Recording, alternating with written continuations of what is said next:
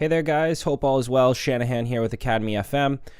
In this video, we're going to look at how to utilize a plugin called Nectar from Izotope in order to do some processing, but also give overall warmth and body to the vocal. A lot of vocal performances can be a little bit empty and thin, in other words, and it can be sometimes a little bit hard to navigate to getting that vocal to basically a professional level. And I understand the dilemma with that's been tough. Years ago, I was struggling with it too, and I've figured out formulas that work well when you get your vocal stems.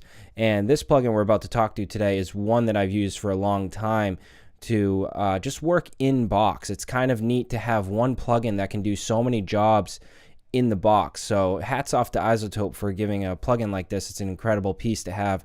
So if you guys are new to this, this will be nice for you guys to go through, but let's jump right in. This is just our vocal that I'm using from one of our Cymatics sample packs here. Moving out of focus, taking up my energy, yeah. How could I not notice? So the vocal sounds great. I'm not saying that vocal sounds very thin or doesn't have the body it needs, but this is a perfect place to start with the dry vocal right from, the pack or right from your vocalist that you're working with. You want to work right with that dry stem and go right into this plugin here. So let's get going on that and how we can bring this to life. So let's open up the plugin and we'll go to Nectar 2 here.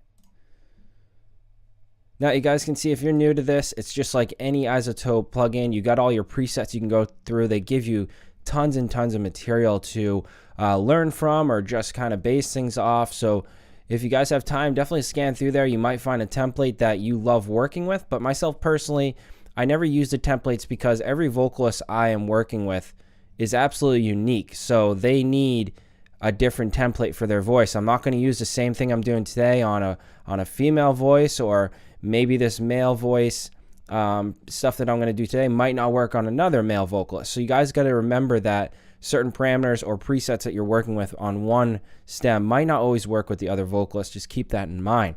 So basically what I do is I go over here to my advanced section and I have an entire modules of effects. Really cool stuff. Again, as I said earlier, all in box.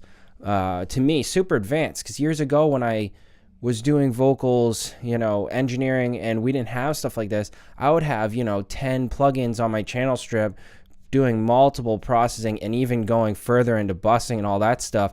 Now it's so convenient to have everything in box. Very nice. So let's start hacking away at this and bring it to life. Moving out of focus, taking up my energy, yeah. How could I not notice? It's going to roll off a little bit. We can give a little high end. Moving out of focus, taking up my energy, yeah. Just to make it a little brighter. Let's go down to saturation here. We'll start up there. Moving out of focus, taking up my energy, yeah. And let's give it a tube. This should give it a little more warmth. Moving out of focus, taking up my energy, yeah. You can almost hear a slight noise to the vocal because I'm pushing that high end. That's kind of a taste thing, guys. You don't absolutely have to do that EQ curve that I just messed with. That's more of a taste for me because I like more pop, bright vocals, depending on genre, of course, but I'm just more of that kind of high-end vocal, unless it needs de-essing and stuff like that. I don't push it too far, but that's why it's feeling a little bright. Moving out of focus, taking up my energy, yeah. How could I not notice? All right, so that's there. Let's do the compression section here, and I'm going to really push this down. Moving out of focus, taking up my energy, yeah. How could I not notice that you became an enemy? I'm going to go to a solid state. Moving out of focus, taking up my energy, yeah.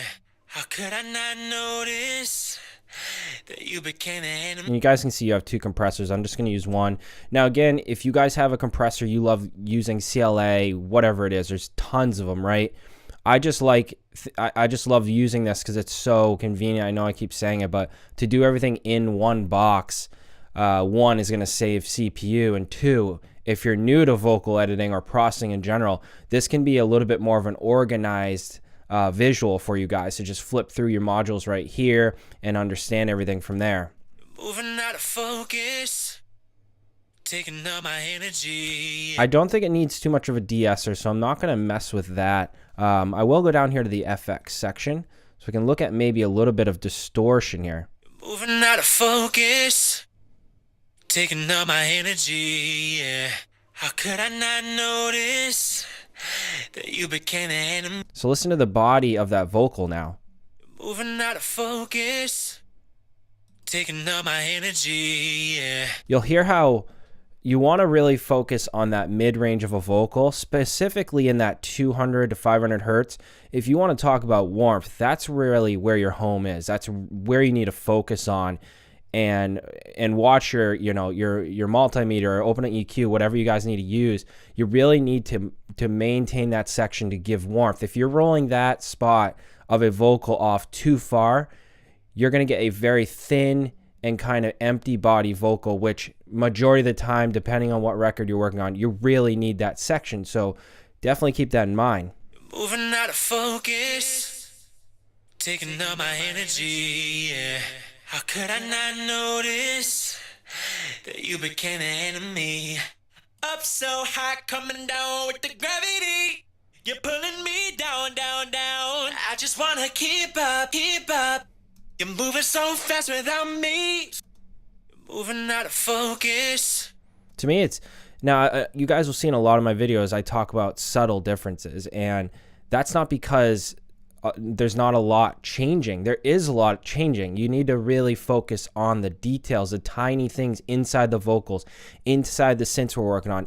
All that stuff comes down to tiny details. You're moving out of focus, taking up my energy. Yeah.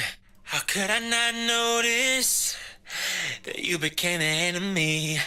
Up so high, coming down with the gravity. So you can see that 280 section is where I was talking with warmth, bringing that back in so we can get that kind of lower tones in the male vocalist. That's really important. So we did our effects section. Again, guys, there's a lot in here if you want to mess with pitching, gating out, noise gating, any harmonies or pitch changes there, de-esser, which I didn't think it needs, and you also can limit and reverb. That's all in box. I find that crazy. It's amazing. So let's go to our overview here and check out everything now.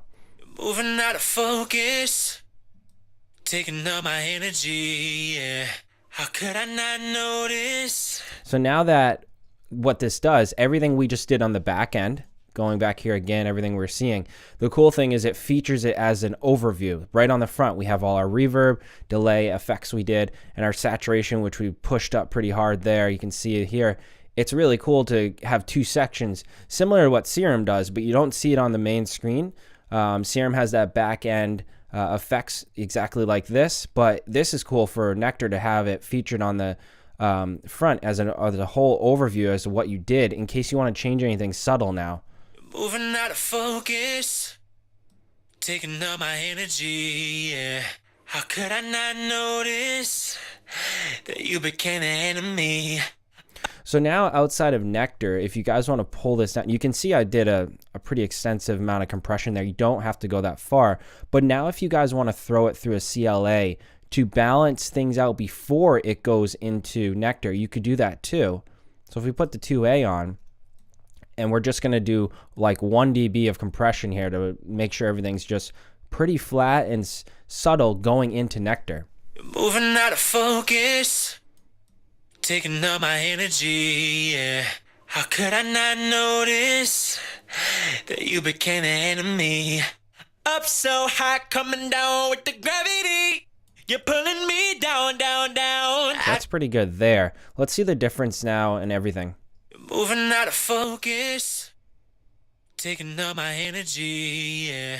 How could I not notice that you became it? To me, it's a huge difference, guys, and there's a lot more stuff you can do in Nectar. Again, as I was saying, if you guys want to scan through presets and try to figure out maybe a certain template or sound that works for the vocalist you're in, you definitely have that possibility. But I'll say it again, I highly recommend that you don't always use presets or templates for vocals because, for one, every microphone is different, so the different vocalists you're working with and stems you're getting are recorded most of the time on different microphones. There's hundreds of them, right? Thousands of microphones. So you need to take that into account of what processing you're going to do. Some vocals will need more than the other, and some vocalists, you might not even need to add this warmth. If they're recording into a preamp, say UAD, for example, a really expensive preamp that gives that warmth to the vocal, you won't even have to do this stage. I've bumped into vocalists and stems that I've gotten over the years that I don't have to do much processing as far as the warmth compression. I'll do my reverb and delay and all that cool stuff, but